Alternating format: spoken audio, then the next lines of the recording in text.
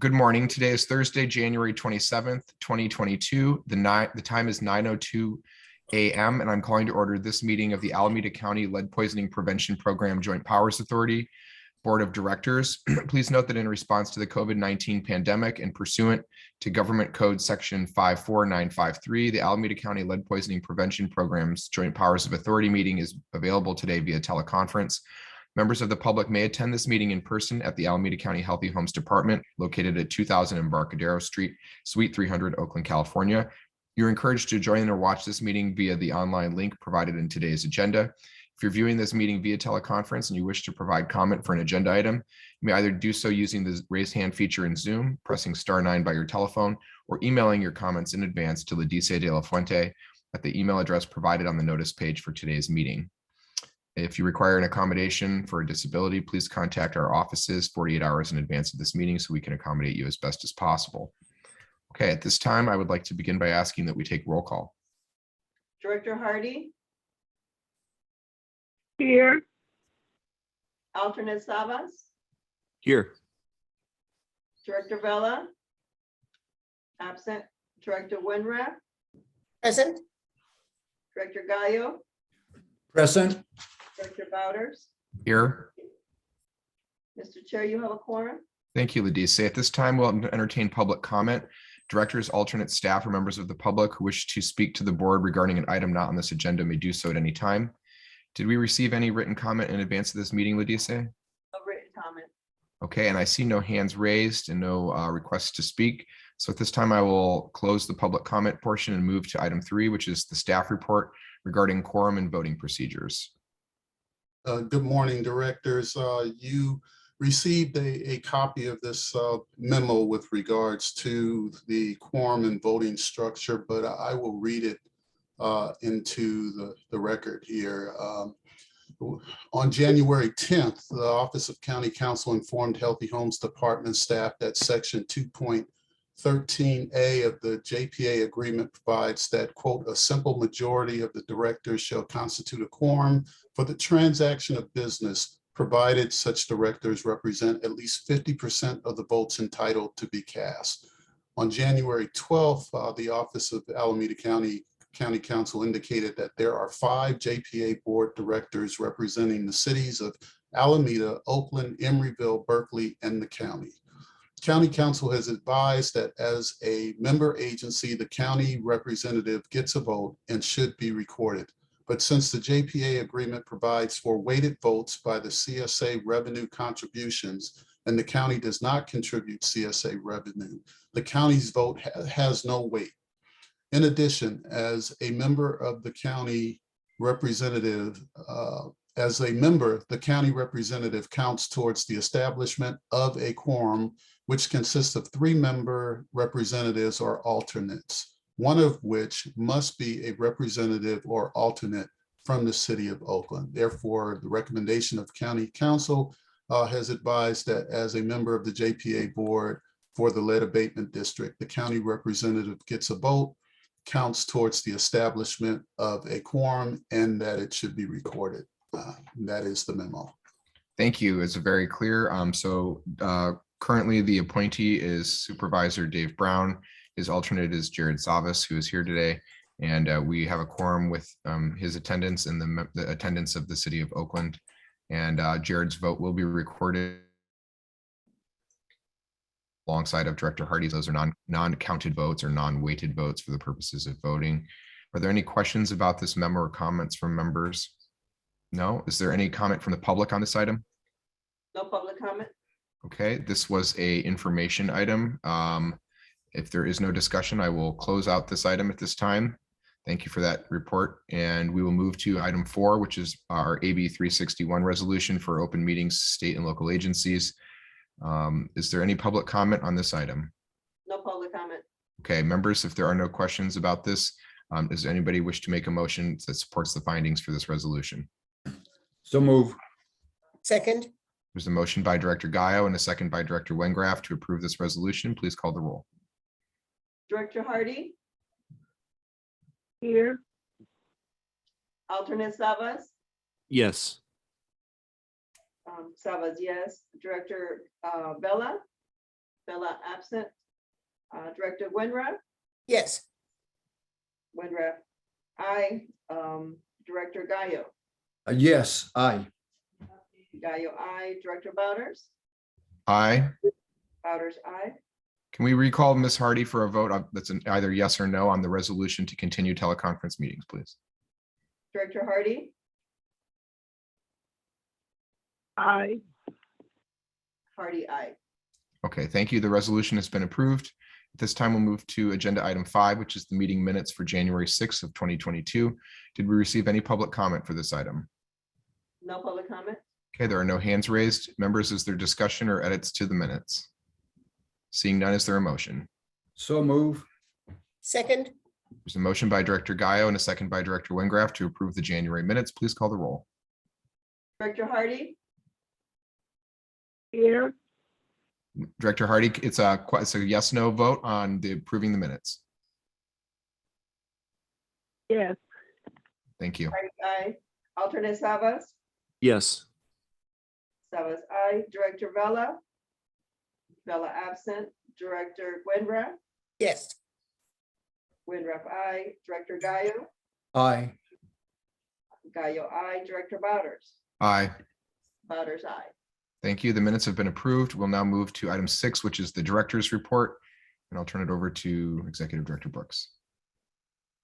Thank you, directors. Can everyone see this screen here? We can, thank you. All right, great.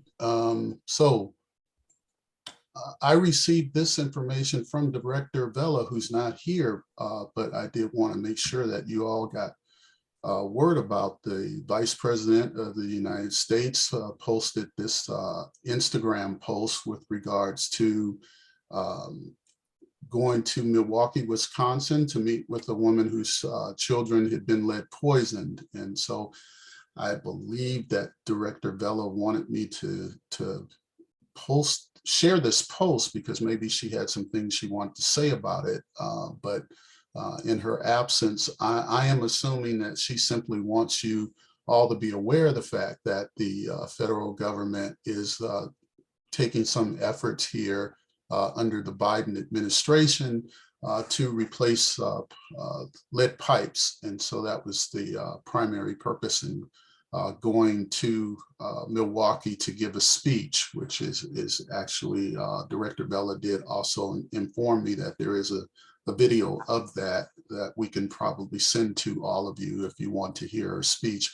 But you'll notice here in the bottom of this slide, I did take a quote from her speech where she said that she makes mention of the fact that this is a public health issue and it is an environmental issue of great importance to the Biden administration. She goes on to talk about the billions of dollars that are going to be spent on replacing lead pipes to protect our children. There is kind of an irony in this picture here to the right where you see that she's putting her hand out towards someone. I don't know if she's inviting them to come up to the microphone and speak. But if you note behind her, you'll see that there's a pillar. And on that pillar, there's flaking paint. And I think that that's kind of what gets lost in all of the attention that has gone into lead poisoning since the Flint, Michigan crisis. It seems that many people have forgotten that the main source of lead poisoning, in particular here in Alameda County, has been aging housing with peeling paint. East Bay Municipal Utility District has done a fine job of making sure that our water is safe. But our problems here throughout the Bay Area, really, and throughout most of the nation is peeling paint. And so many people still don't seem to realize that that's a problem. They thought it got taken care of in 1978 when they banned lead from being put in residential paint. Other people are aware of the fact that the Housing Urban Development HUD gives grants out, competitive grants, which we've been fortunate to be a recipient of those grants for the last 30 years to address peeling paint. But there's really not enough money to deal with all of the lead paint in the country. And so, in terms of what is being asked, I know through a lot of my colleagues in the Healthy Homes business is that the Biden administration also go back and take a look at what's being done to address lead paint, that more could be done, that there are a lot of jurisdictions, for example, here in the Bay Area, San Francisco, and the city of Richmond stop applying for the competitive HUD grants because they said that over the years, the federal government has made it too difficult to compete for those grants. They've placed too many strings on them. They've over the years, they've reduced the amount of money that you can claim to recover your administrative costs for those grants. And so in recent months, representatives from HUD have actually been on various webinars that I've been a part of, where they're actually literally begging jurisdictions to apply for those grants. And so a lot of my colleagues are asking the Biden administration to take another look at how HUD is administering those funds in order to address peeling paint, and also to look beyond the fact that these grants are out there to address peeling paint, but that there are other sources of lead poisoning and that there are other strategies that should be taken to address lead poisoning.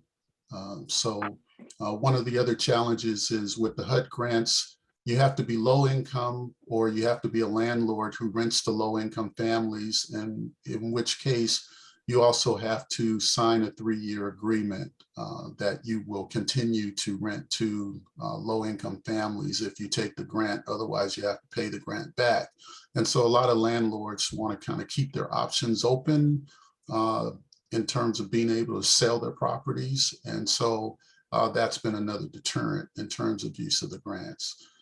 Did anyone have any questions about these 2 slides that I put up for Director Vela? Director Vela is here at this point. I would just like to note that in the record, please.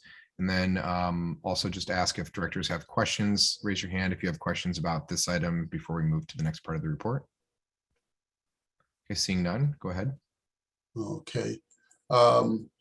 Which kind of segues into the recent settlement, lead paint settlement funds that the City of Oakland and Alameda County have been negotiating a spending plan on. And I think I briefly mentioned at the last meeting that the city and county had reached a tentative agreement on the spending of the funds, but that we were waiting first for the Board of Supervisors and then the City Council of Oakland to agree on that plan.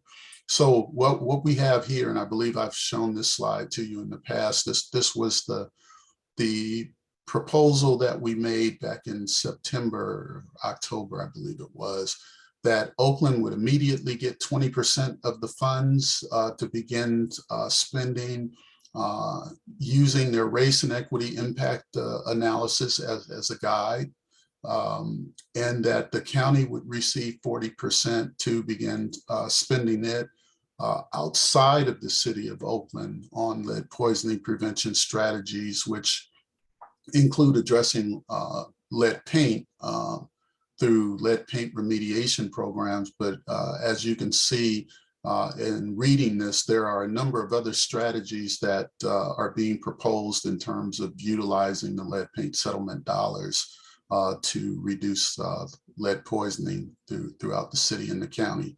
I think I also mentioned that this agreement for Oakland to receive 20% immediately and the county to receive 40% immediately leaves 40% still to be spent in Oakland through the Healthy Homes Department, and that has to be negotiated.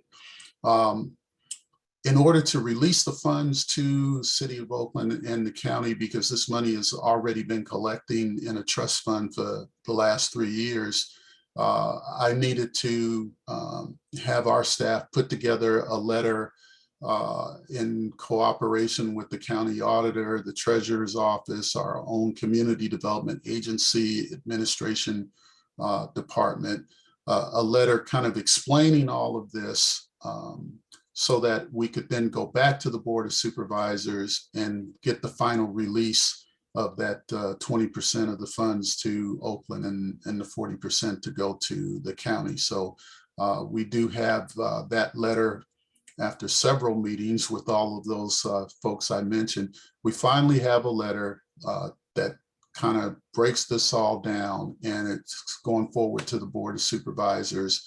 I anticipate that there'll be no objections at that point. We've received the documentation that we need from Oakland. We needed to get copies of their minutes, resolution saying they agree to the MOU. I think the only other thing we need now from the city is some information as far as what account the money could be wired to. So I'm working on that now to get them the money as quickly as possible, because I know the city of Oakland has plans to hire a consultant to begin helping them to apply this money. First off, for proactive rental inspection program. That's their number one priority, is my understanding. But then they also want the consultant to help them in terms of devising these strategies according to their race and equity impact analysis. So I should be able to report to you next month that the board has approved that letter, that the money is being wired to Oakland, because hopefully by then I'll have the fund information to know where to wire it to. The one thing I do want to emphasize, you see there in red, because this information is now public, some people are getting some of the information confused. And so just this past week, we talked with some community members who said they had heard from the city of Oakland that they were getting $60 million. And so we said, no, you got it confused. City of Oakland will end up with 60% of the money spent in Oakland, but it's actually 23 point something million dollars. So I suspect that we will be spending the next several months trying to make sure that the community gets the right information, because already a lot of folks are starting to talk about things like workforce development and wanting, to see this money spent on creating jobs. And one of the things I've been explaining to them is the city of Oakland has a plan here, which I think is a sound plan, to start a proactive rental inspection program, because you have to identify the properties with the hazards in order to then give the incentive to the landlords to address those hazards. So we're not, it would not be in anyone's best interest to put the cart before the horse here, so to speak, in terms of training people for jobs. And then if you don't have a proactive rental inspection program to identify where the hazards are, those people will not be hired to do any work. So that is one of the things we plan to do immediately once the funds are released to the county, is to begin to engage the community. Our education engagement team is already coming up with strategies to reach out, connect with the community, and share information with them in terms of the amount of funds and how the funds are to be spent. And that's it for the settlement funds. All Any right, questions? let's pause there, and directors who have questions, I recognize Vice Chair Gaio. Yes, thank you, Mr. Brooks, for that information. Can you make that slide available to me? Yes. I'm hearing a different direction on the inside. And so I'd like to get that information. And but who specifically will you be negotiating with at the city of Oakland? I'm assuming it will be the same team led by Latanda Simmons that we met with over the last couple of years. Okay, so right now she's the administrator, because the only one I've heard directly from is the city attorney. right? So that information, it's not what you're presenting right now. So if I could get a slide of that and be able to communicate through the administrator to make sure that within the city, all of us are on the same page on what it is, where we're going, and how we're going to utilize the resource. All right. Okay, will Thank you. do. And I'll check back with you after the meeting. Thank you. Okay. Thank you. Any other members who have questions? Okay, go ahead and continue with the director's report.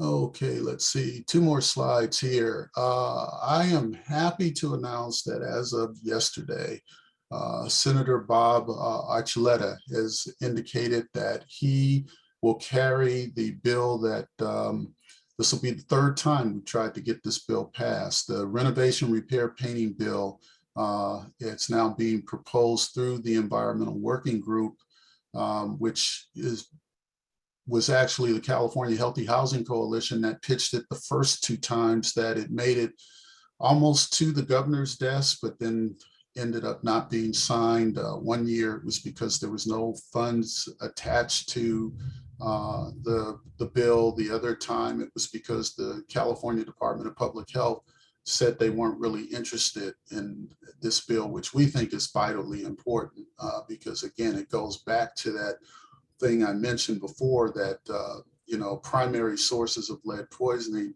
is lead paint. And oftentimes it is caused by contractors who are doing work improperly because they did not take the EPA 1-day renovation, repair, painting course. And so as a result of that, they do things like what you see in the pictures there to the right. They're sanding, they're using blow torches, they're power washing. In one instance you see there, they're using leaf blowers to blow the chip paint down storm drains. And in many cases, it's because they just do not know that it's a problem. And the EPA is responsible for making them aware, but the reality has always been that the EPA having only like 1 person to do enforcement for the entire 4-state EPA Region 9 has not been able to do a very good job. And so what we have tried to do with this bill is to realign things and let the state of California do like 14 other states and 1 tribe has done, which is to take responsibility for the enforcement of the RRP, take responsibility for making sure that contractors get trained in RRP, and also making sure that our code enforcement officers and building inspectors are trained in RRP so that they can respond to complaints about people creating these types of hazards. In those states that I've surveyed so far that have taken over the RRP enforcement, they've all indicated that it's been very beneficial to their states, that there's been a greater number of contractors being trained and being certified and are doing work in a lead safe manner. So I really think this bill is long overdue. I've been serving as the technical expert for the Environmental Working Group as they've met with many, many legislators to try to get someone to carry the bill this year. We think that this is the year it's going to happen because there's been a change in leadership at the Department of Public Health. We're getting some messages here that it seems like this is a favorable time to do it. We also, and I will say that this was a tremendous help here in terms of the EPA provided us with a grant. I've reported to you in the past. They gave us a grant to begin training code enforcement officers throughout the state on RRP. As a result of that training, we saw a improved response to complaints about lead hazards being created. What we also gained from that was the awareness amongst the California Association of Code Enforcement Officers as to how important it is for them and building inspectors to go out and address these types of hazards that are being created. And so what was the tipping point in terms of getting the senator to agree yesterday to carry this bill was the fact that the California Association of Code Enforcement Officers agreed to co-sponsor the bill. And as a member of the board of KCO, I'm very proud of that. And so I will keep you abreast on the RP bill as it makes its way through the legislature. And as I said before, I hope the third time is a charm here that we get this bill passed. So any questions? Okay, thank you. Are there any questions? Okay, seeing none. Ladise, have we received any public comment? No public comment. Okay, any further discussion on the director's report? Okay, seeing none, that will end item 6 and move to item 7, which is the December monthly report. Ladise? No comment or highlights for the monthly report. Okay, Okay, I put it up there just in case any directors have any questions. I know it's in your packet. yep. Is there any questions on the work that was done in December in pursuit of our annual goals? Okay, seeing none, you can take that one down. Thank you. So there's no public comment, so we'll move out of the December monthly report. Item 8 is future agenda items. Do any members wish to schedule an item for discussion at a future meeting? Okay, seeing none, is there any public comment for future agenda items? No public comment. Okay, item 9 is announcements by members of the board of directors. Does anyone wish to make an announcement? John, I think Councilmember Gallo has his hand up. Oh, I'm sorry. It's hiding behind the yellow wall back there. Sorry, sorry, member Gallo. Go ahead. It's all right. I was going to jump in. Sorry. Anyway, so I work with Mr. Brooks. I have a high school here, Life Academy High School. And within several of their classes, they've done a major study when it comes to the lead issue, not only within their middle schools, the immediate middle schools and high schools, but actually identified through the student body locations, their homes, apartments that perhaps need attention. And they wanted to be able to present this to this committee. But we'll try to coordinate with Mr. Brooks. They have everything on, already. I saw the presentation. It was very, very informative. But it was done by the student body, and they clearly define where, how many, and what the issues are within the immediate neighborhood. And I was really impressed with the work they've done. Of course, they were led by teachers as well as other experts in this area. And so I'll coordinate with Mr. Brooks so he can hear the presentation, and hopefully we can hear it, have them make this presentation before our committee. Okay, thank you. Excellent. Yeah, everyone agrees to support that, correct? Yeah. Yes, so we'll have a future agenda item where that'll get vetted internally by staff with Director Gallo, and then we will schedule it for a future meeting. Thank you. Thank you. You're welcome. Are any other future agenda items or announcements? Director Gallo, I did send you the slide. Okay, anyone else further announcements? No? All right, the time is 9:31 and this meeting is adjourned. The next meeting will be held on February. Forgive me for 1 second. February 24th. 24th. Thank you. February 24th at 9 a.m. We'll see you then. Everyone take care. All right. Thank you. Bye. Thank you. Bye.